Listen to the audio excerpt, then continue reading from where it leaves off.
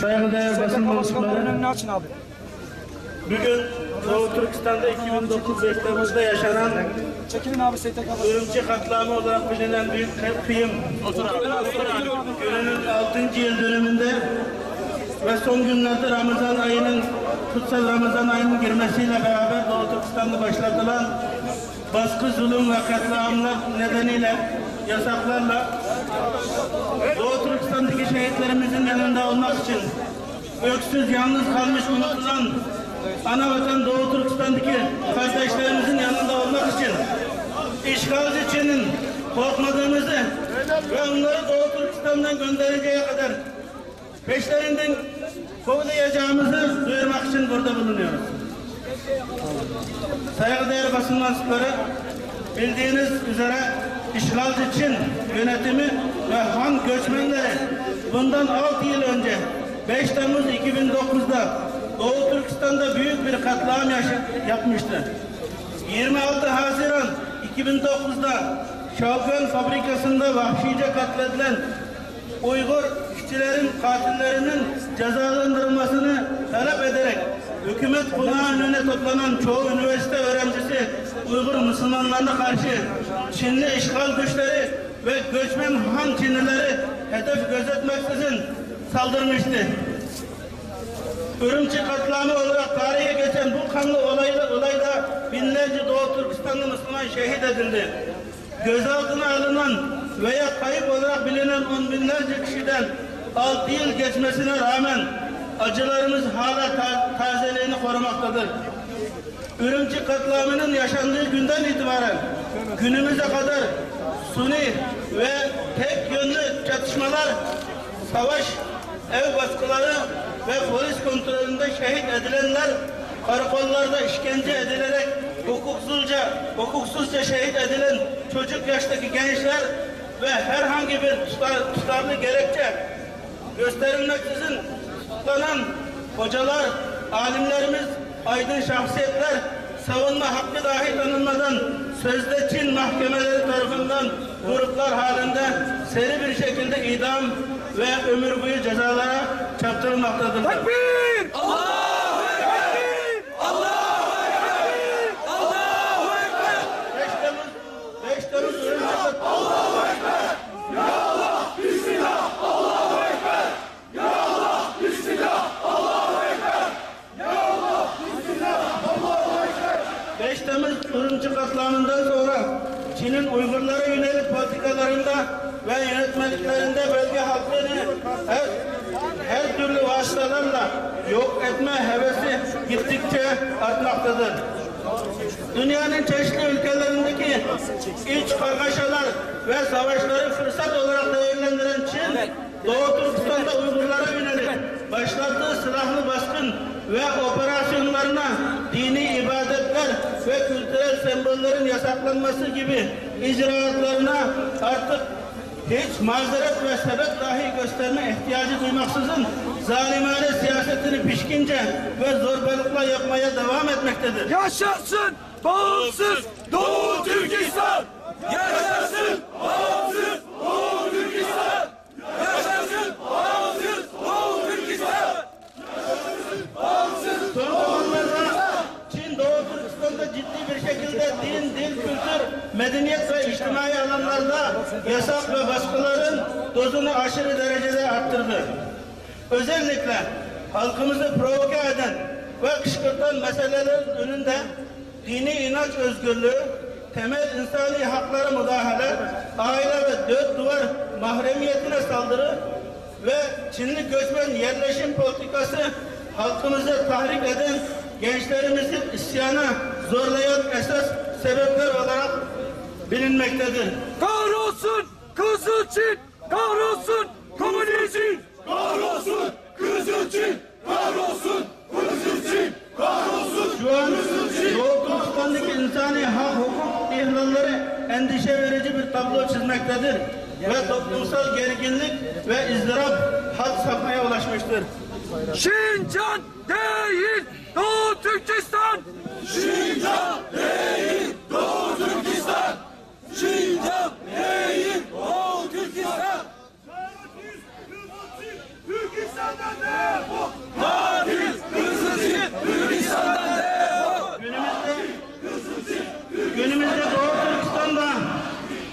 Günümüzde Doğu Türkistan halkı Çin işgali altındaki 66 yıllık sürecin en sıkıntılı, karanlık ve kanlı günlerini yaşamaktadır. İşgalci Çin'in Doğu Türkistan'da başlattığı etnik ve dini temizlik operasyonları, horlayıcı ve ayrımcılık siyaseti nedeniyle yüzlerce masum insanımızın kanı aktı. Ellerinde silah olmayan masum insanlar yok nedenlerle ufak bir gerginlikte bile şiddetli bir şekilde kıyımla karşı karşıya kaldı. Gönlümüz aksada zafer İslam'ın. Gönlümüz aksada zafer İslam'ın. Gönlümüz aksada zafer İslam'ın. Gönlümüz aksada zafer İslam'ın. Ellerinde silahı olmayan masum insanlar yok nedenlerle ufak bir gerginlikte bile şiddetli bir şekilde kıyımla karşıya karşı kaldı. Çin'in sürdürdüğü vahşice soykırım planının bir örneği olarak Uygur insanının bekçi ve hatta trafik polisleri tarafından cadde sokaklarda keyfi bir şekilde vurularak şehit edilebilmesini görmek her şeyi anlatmaya yetiyor. 5 Temmuz 2009 katliamı sonrası Çinli işgal polisi tarafından bugüne kadar sadece basına ulaşan veya sosyal medya ve şahitlerin beyanları ile ortaya çıkan bilgi ve belgeleri incelediğimizde evlere, camilere, köy kasabalara yapılan rutin baskın ve operasyonlarda fail meçhul karpal işkencelerinde ve resmi idamlarla 6000'i aşkın Uygur genci şehit edilmiştir. Yaşasın bağımsız Doğu Türkistan! Yaşasın bağımsız Doğu Türkistan! Yaşasın bağımsız Doğu Türkistan! Alberenler burada, Çinliler nerede? Alberenler burada, Çinliler nerede? Bütün İslam dünyası bu mübarek Ramazan ayının getirdiği manevi huzur ve sevinç atmosferinde soluk alırken Doğu Türkistan halkı bu kutsal ayı, bu mübarek ayı baskı, yasaklar, operasyonlar ve kanlı baskınlarla sıkıntılı günlerde idrak etmektedir. Bu sene Ramazan daha önceki yıllara göre daha sert, daha vahim uygulamalar ile gerçekleşmektedir. İşgal yönetimi Doğu Türkistan genelinde teravih, toplu iftarların yanı sıra oruç yasağını da özellikle uygulamaktadır. Daha önceden memurlar, emekliler, partililer ve öğrencilere uygulanan katı dini yasaklar şimdi toplumun geneline dayatılmakta olup lokantaları zorunlu açtırmakta, gıda mağazaları ve lokantalarda Zalim Çin şaşırma, sabrımızla taşırma. Zalim Çin şaşırma, sabrımızla taşırma.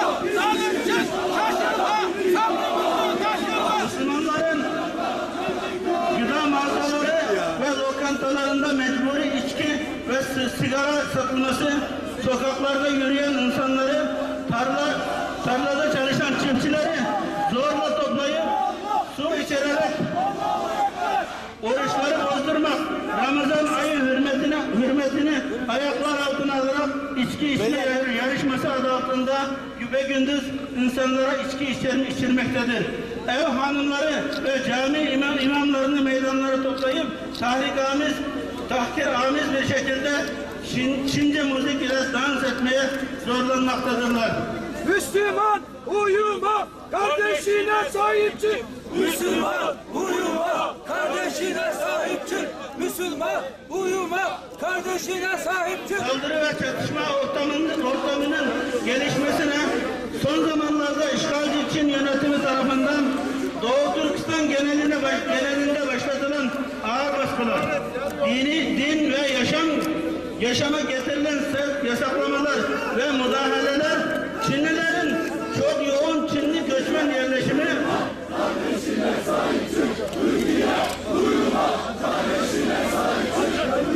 Çinli göçmen yerleşimi ve insanların seyahat, ulaşım ve iletişim özgürlüklerini getirilen yasakları operasyon ve baskınlar inanç, hissiyeti ve dört duvar hürmetine yönelik artan saldırı, hakaret ve uygulamalar ana sebeplerden biridir. Çinli'ye mezar olacak. Türkistan Çinli'ye mezar olacak. Türkistan Çinli'ye mezar olacak. Çinlilerin bu uygulamaları ciddi bir şekilde ciddi bir kışkırtmacı bir üsluptur ve bunu ne amaçlar? Halkımızın inanç ve medeniyetine, özgürlüğüne yönelik saldırısını şiddetli bir şekilde sürdürdüklerini anlam veremiyoruz. Doğu Türkistan'daki 40 milyon insanımızın dini inanç ve ibadet ihtiyaçlarını tamamen düşmanca gerekçelerle yok sayan işgal yönetimi, yasal olmayan dini faaliyetlere darbe sloganıyla evlerde yapılan Kur'an eğitimine yönelik şiddetli operasyonlarda düzenlemektedirler. Bu çerçevede yakaladıkları çocuklara el koyarak ebeveynlerden uzaklaştırma, hocaların evlerini yıkma ve ağır hapis cezalarına çarpma gibi yollarla halkımızı caydırmaya çalışmaktadır. Hac ve ümre ibadetleri de illegal dini faaliyet çerçevesinde yasaklanmıştır. Hak, hukuk, adalet, Türkistan'a hürriyet. Hak, hukuk, adalet, Türkistan'a hürriyet. Hak, hukuk, adalet. Haziran ayının ortasından itibaren bu bir ay içerisinde Türkistan'daki operasyon ve çatışma olaylarında ölenlerin resmi Çin kaynakları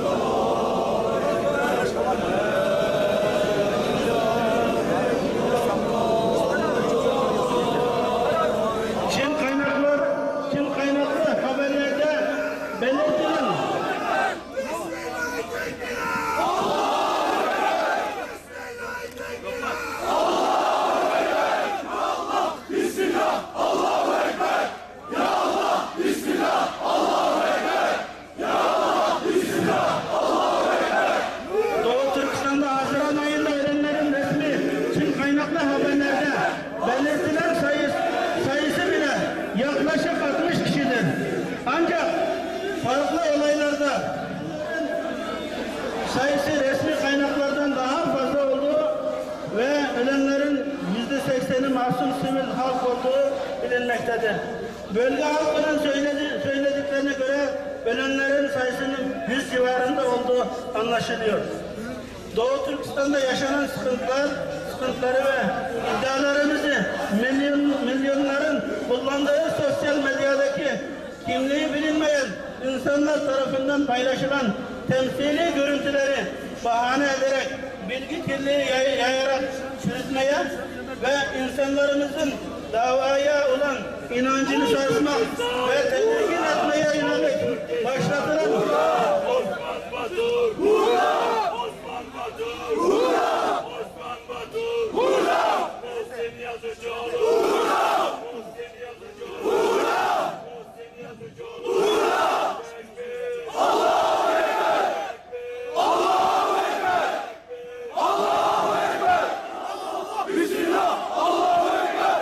Ya Allah! Bismillah! Allahu Ekber!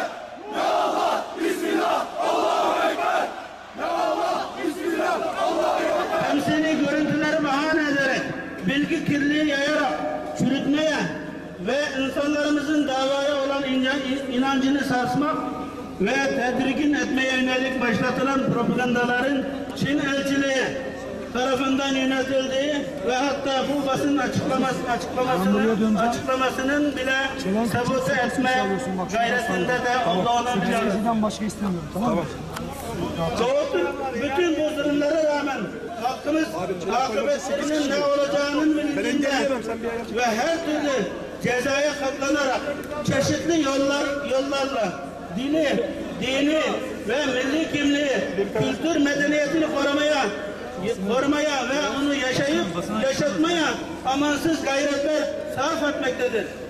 İşgalci Çin'in Doğu Türkistan'da yürütmekte olduğu bütün insanlık dışı icraatlarına rağmen Doğu Türkistan davasını savunan şahsiyetler ve teşkilatlarımızı terörizmle özdeşleştirme çabalarını nefretle kınıyor ve kendilerine iade ediyoruz. Çin şiddet ve terörü fiili olarak vatanımızda uygulayan bizzat kendisi olmasına rağmen biz Doğu Türkistanlıları terörist ilan edip davamızdan alıkoymak istiyoruz. Çin işgal gücünün terörist uygulamaları ve karşı karşıya oldukları asimilasyon ve yok edilmek politikasına karşı halk ve haklı ve meşru yollarla özgürlük mücadelesi verilmektedir. Türkistan üzülme, Alperenler seninle. Türkistan üzülme, Alperenler seninle. Türkistan üzülme, Alperenler seninle. Yürüdüğümüz kutsal dava ve haklı olduğumuz bağımsız Doğu Türkistan mücadelesinden kesinlikle taviz vermeyeceğimizi, yorulmadan, caymadan, korkmadan, umidi yitirmeden, daha da gayret ve himmetle, cesaretle, hür ve bağımsız Doğu Türkistan'a kadar işgalci Çinlileri Çin Seddi'nin ötesine gönderene kadar yürümeye devam edeceğimizi bilinmesini istiyoruz. Allahu Ekber! Biz Doğu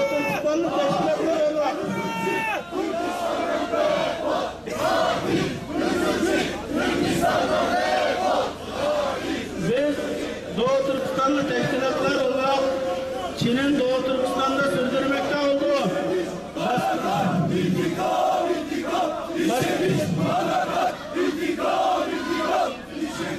Çin'in Doğu Türkistan'da sürdürmekte olduğu baskılar, tutuklamalar ve katliamları sürdüren devlet terörünü şiddetle kınıyor ve lanetliyoruz.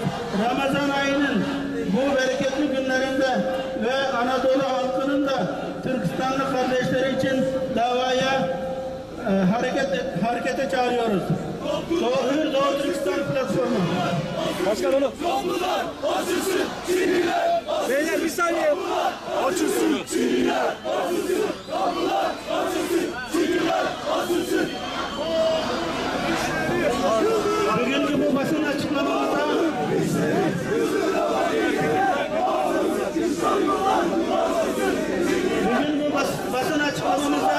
iştirak eden Doğu Türkistan platformu çatısında iştirak eden Doğu Türkistan teşkilatları ve diğer kardeş teşkilatlarımızın adını okuyacağım. Doğu Türkistan Marif ve Dayanışma Derneği, Doğu Türkistan Vakfı, Doğu Türkistan Gençlik ve Kültür Derneği, Doğu Türkistan Kültür ve Dayanışma Derneği, Doğu Türkistan Sevgi ve Dayanışma Derneği, Uluslararası Türkistanlar Derneği, Kazak Türkleri Eğitim ve Araştırma Derneği, Doğu Türkistan Göçmenler Derneği, Turancı Hareket Platformu ve okuyamadım yani. Adımlar Gençlik, Eksen Eğitimci Kamu Çalışanları Sendikası, Köklü Değişim, İstanbul Alperen Ocakları İl Başkanımızda.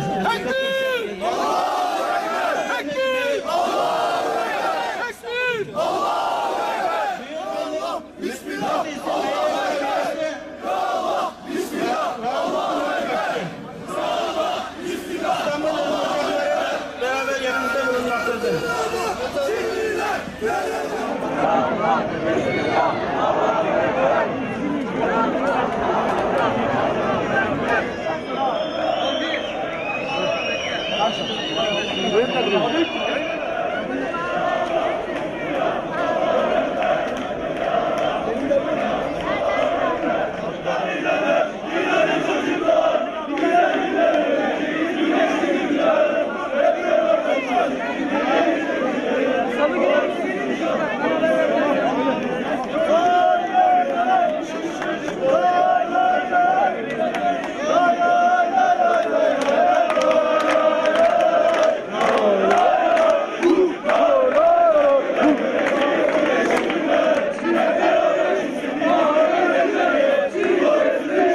Assalamu alaikum hörmətli izləyicilər. Bugün biz Xitay təcavüzçülərinin 2009 yılı 7-ci ayının 5-ci günü Ürümçidə qalan qətliam münasibəti bilan bugün İstanbulda yaşayotgan Uygurlar və Türk qeyrindaşlarımız bilib nurg'unlagan kishilar, necha minglagan kishilar bugün Xitay konsulxonasi oldida namoyish edib bordik. Bugün namoyishni hozir yandiq. Bugün shu namoyish münasibəti bilan qeyrindaşımız Muhammed Mehmet Usnacı'nı ziyaret kılınız. Bu münasebetlerden biz özünün bugünkü bir hissiyatını sorayımız. Hürmetli Mehmet Usnacı'm bugün bu Xitay'daki Ürümçi'de elip kalan katliamından 6 yıllık münasebetlerden Xitay konsolosluğu aldığı namoyish edip aldık bugün. Bugünkü keyfiyatın bugün qandaq his tuyg'uda bo'lgan shu fikrlar aytsangiz. Rahmat. Hozir biz namoyish maydonida mening keynimdagi shu Xitoy konsuli bugün namoyish nihoyat yaxshi bo'ldi. Bunda aytgan uzun umr manda bir namoyish ko'rib boqmoqchi ekanmiz Turkiyada. Necha minglagan odam kelib qatnashdi. Saqchilar bizni yo'ldagicha bilib o'tdi. Necha bo'linib keldik. Oq yo'li bilan keldik. Cho'ng yo'lda mang'ala qo'ymadi. Shunda bo'lsin namoyish nihoyat yaxshi bo'ldi. Tunugundan boshlab Xitoy konsuli namoyish iptal qilindi, amaldan qoldirildi deb xabar taqitishga boshlagan. Ularning o dushmanligimi amalga oshmadi. Bugün Alperen uçakları olsun, Büyük Birlik Partiyası'nınki, Milliyetçi Hareket Partisi olsun ve başka Türkiye'nin AK Parti degen koşuş başka partiyalar olsun. Hem partiya, hem kesimlerden minglab adam kelip bizge yardım kılgan oldu, yardım kıldıqalığın enek ifade dedi, emine hareketi bilen. Ama bizninki hemşehrilerimiz Zeytinburnu'nda bir 10-15 maşında kelgen, biz jıq geldik dedik, Sapa köydekiler. Bizden jıq kepti. Bugün yaxshi tarixiy bir namoyish oldu. İnşallah men bu namoyishning bundan keyin texmi yaxshi bir oqibat keltirishni, bundan keyin texmi yaxshi bir sen de yandan tursana Musa. Yaxshi bir boshlang'ich bo'lishini umid qilaman. Sizga ma'lum hamda shu Xitoylar bundan burun mesela bugün 6. yıl olgan bolsa bugün bundan burun her yıl meydan namoyishlar o'tkazdim da her yıl shu 5-ci yıl qatliam yuz bergan vaqtda.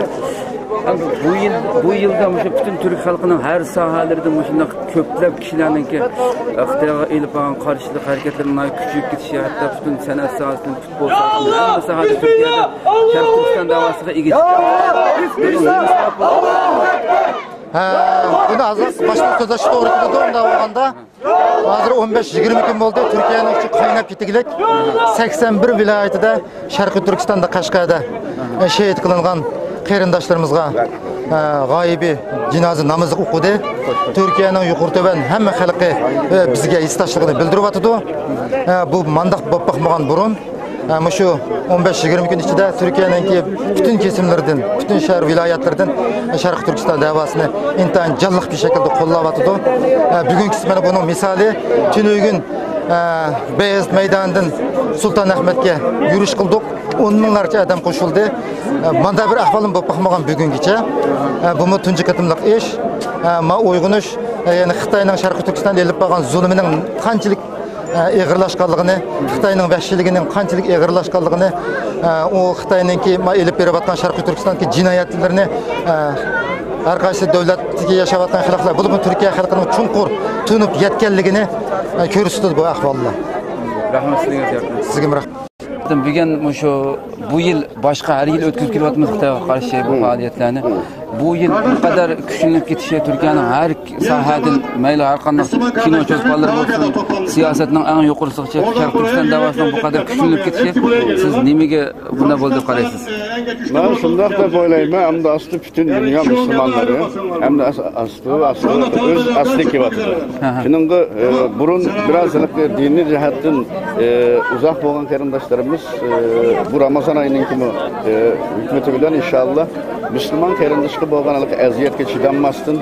Allah'ın emrinde bir Müslüman qeyrindaşlığı əziyyət qılınğan vaxtıda jim turishni bolmaydiganlığı sebebiyle şunun çoğ namoyishlar bo'latıdı. Ya Allah, Bismillah, Allahu Ekber.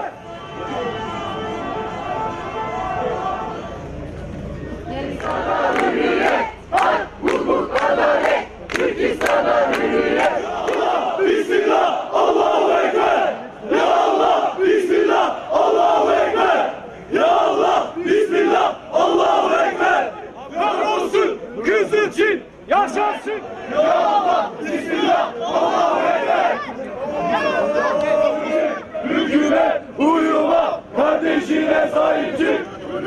Türkistan azad olana kadar! Türkistan azad olana kadar! Türkistan azad olana kadar! Türkistan azad olana kadar! Türkistan azad olana kadar! Vazgeçmeyeceğiz! Vazgeçmeyeceğiz! Andolsun! Andolsun! Soysuzlaşmayacağız! Soysuzlaşmayacağız! Andolsun! Andolsun! Mankurtlaşmayacağız! Mankurtlaşmayacağız! Andolsun! Andolsun! Hak buyruğundan! Hak buyruğundan! Ve töreden ayrılmayacağız! Terörden ayrılmayacağız! Yastığımız mezar taşı! Yastığımız mezar taşı! Yorganımız kar olsun! Yorganımız sağ olsun! Ya Allah! Bismillah! Allahu Ekber!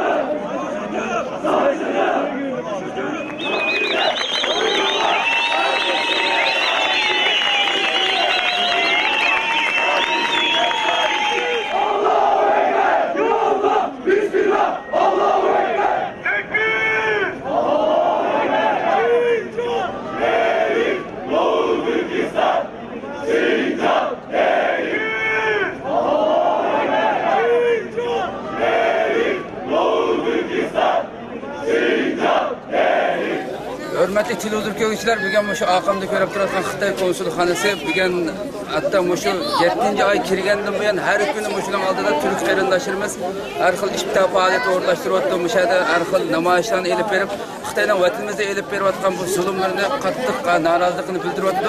Bugun kechda ham bugun 5-yil munosabati bilan bu yerda namoyish elib bordik. Bugun kechda yana ishbitar vaqtida saat 19 yani saat 7'de keşten iftardan bir saat burun kep iftar tügüçe müşahede çoğun bir faaliyet olmakçı müşahede iftar kıldı müşahede çoğun yani namaş edip vardı Türk qarindoshlarimiz bir qancha jamiyatlarni edip vardı Xitoyga bo'lgan qarshilik kuchayotdi qadrli qarindoshlar bu naq maydondan biz bu programmani sunduk diqqatingizga rahmat sizlarga